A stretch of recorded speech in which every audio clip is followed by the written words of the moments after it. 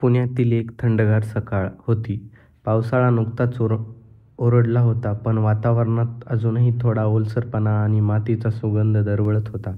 मधुरा खिडकीत उभी राहून चहा पीत होती. तिचा नवरा आदित्य रोजप्रमाणे ऑफिसला निघून गेला होता. घर मोठं, व्यवस्थित, पण एक शांतता ओझ होती. मधुराचं लग्न 8 वर्ष झालं होतं. आदित्य चांगला माणूस होता, पण व्यवसायाच्या व्यापात त्यानं बहुतेक वेळा घराच्या बाहेरच असायचा. त्याच्या नात्यात सन्मान होता, पण आपुलकीची ऊब मात्र कमी होत चाललीच होती. एकटेपणाशी रोजच झुंज देणारी मधुरा स्वतःला व्यस्त करण्यासाठी दररोज सकाळी बाजारात जायची. कधी भाज्या, कधी फुलं, कधी फक्त फिरायला जायची. दिवशी ती काही पर्स घेतली, दार लॉक केलं आणि रस्त्यावर आली. समोर एक पिवळ्या-हिरवा ऑटो थांबला. आतून एक तरुण चालक हसत म्हणाला, बाजारात जायचं का मॅडम?" मधुरा क्षणभर त्याच्याकडे पाहिलं. त्याच्या डोळ्यात एक विचित्र प्रामाणिकपणा होता आणि चेहऱ्यावर पावसाळ्यातले थेंबही ओलसर झालेले केस जात होते. ऑटो हलकी सुरू झाला. रस्त्याची गर्दी अजून फारशी वाढली नव्हती. "तुम्ही रोज बाजारात जाता का?" चालकाने विचारलं. "जवळपास रोजचं." मधुरा उत्तरली. "माझं नाव राघव." "तुमचं?" "मधुरा." "छान नाव आहे, अगदी जुन्या गाण्यातल्या नायिकेसारखं." राघव हसत म्हणाला. मधुराच्या चेहऱ्यावर नकळत स्मित हास्य उमटलं. बराच काळ झाला कुणी तिच्या नावावर अशी टिप्पणी केली नव्हती. ऑटो रस्त्याच्या वळणावर जात असताना त्यांच्यात हलक्या-फुलक्या गप्पा झाल्या. हवामान, भाजीमंडी, शहरातील बदल, सगळ्याच. राघवचं बोलणं साधं पण मनमोकळं होतं. तो सुद्धा आयुष्यात थोड्याहून सांगत होता. शहरात येऊन इथं ऑटो चालवायचा त्याचा प्रवास, घरच्यांची काळजी आणि स्वतःचं छोटं स्वप्न की एक दिवस स्वतःची टॅक्सी घ्यायची. बाजारात पोहोचल्यावर मधुराचं भाडं दिलं. "उद्या पण तुम्ही आहेतच ना इथे?" तिने सहज विचारलं. "हो मॅडम, इथेच थांबतो." राघव म्हणाला. ती काही नाही बोलली. हसत आणि आत वळाली. त्या दिवशी बाजारातल्या गजबज वाटेतही तिच्या मनात सतत राघवचं साधं हसू आणि संवाद फिरत होता. घरी परतताना तिला जाणवलं आजचा दिवस नेहमीसारखा नव्हता.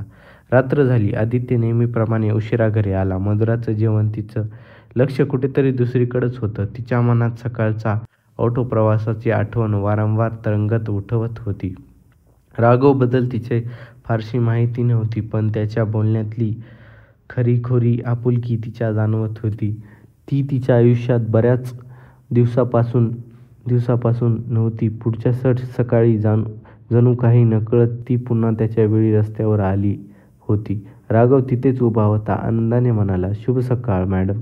त्या दिवशीपासून हा रोजचा प्रवास सुरू झाला. गंतव्य एकच, पण प्रवास वेगळा वाटू लागला. पुढच्या काही दिवसात मधुरा आणि राघव रोजच सोबत ऑटोमध्ये भेटायला लागले होते.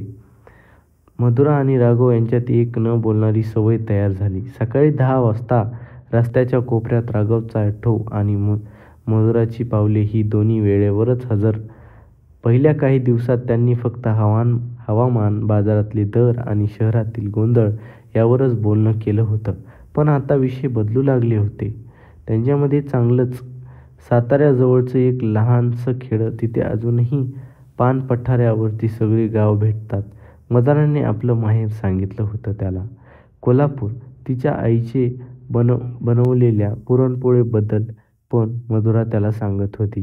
ती किती वेडी झाली आहे हे ती हसत हसत बोलली. एकदा राघवने तिला विचारलं, "मॅडम, तुम्ही गाडी चालवत नाहीत का?" "नाही, पण नंतर सरावच